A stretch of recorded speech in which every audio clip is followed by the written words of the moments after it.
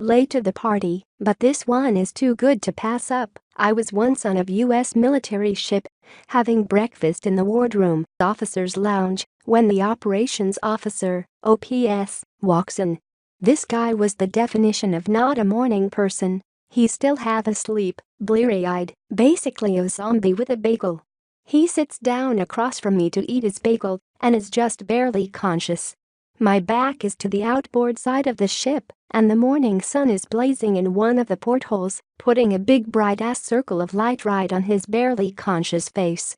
He's squinting and chewing, and basically just remembering how to be alive for today. It's painful to watch. But then zombie OPS stops chewing, slowly picks up the phone, and dials the bridge. In his well-known "I'm still totally asleep" voice, he says, "Yeah, it's OPS.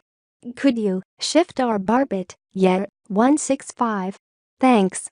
And puts the phone down.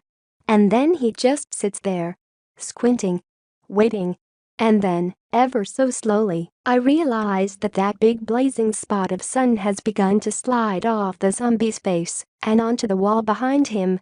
After a moment it clears his face, and he blinks slowly a few times, and the brilliant beauty of what I've just witnessed begins to overwhelm me.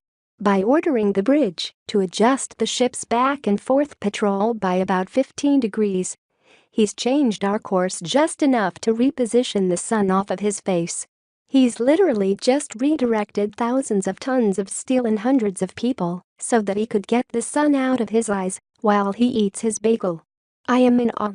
He slowly picks up his bagel, and for a moment I'm terrified at the thought that his own genius may escape him, that he may never appreciate the epic brilliance of his laziness since he's not going to wake up for another hour.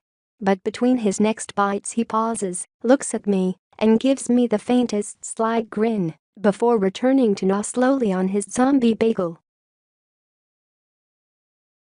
Shot 10 Nerf darts at my light switch from bed. Missed all of them and slept with the lights on. I have a dog and a cat, and I hate sleeping with the door open. Sometimes dog wants to sleep in the bedroom, sometimes dog wants to sleep outside the bedroom. But he never decides until I'm comfy in bed. Solution? Keep a laser pointer on my nightstand. Once dog decides where he's sleeping, I'll shine the laser pointer on the door so that my cat paws it closed. It has now become a routine that my cat will wait by the door for the laser before laying down. My husband did this, but I took advantage, so I'm guilty too. We were in his man cave attached to the garage. It's about 100 feet from the house. Using his cell he called the house phone. One of the kids answered and he told him to come to the cave. When he got there my husband told him to grab a beer out of the fridge that was about 10 feet away.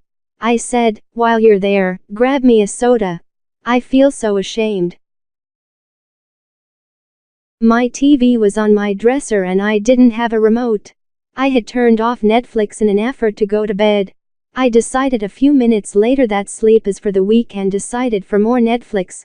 I never got up to turn my TV back on though. I watched hours of Netflix on my tiny phone to avoid getting up for 5 seconds. I was in a class called OJT, on the job training, in high school. Every day the last 25% of school was dedicated to me being able to leave class to go to work. We were given grades by our employers which would then turn into grades for the class.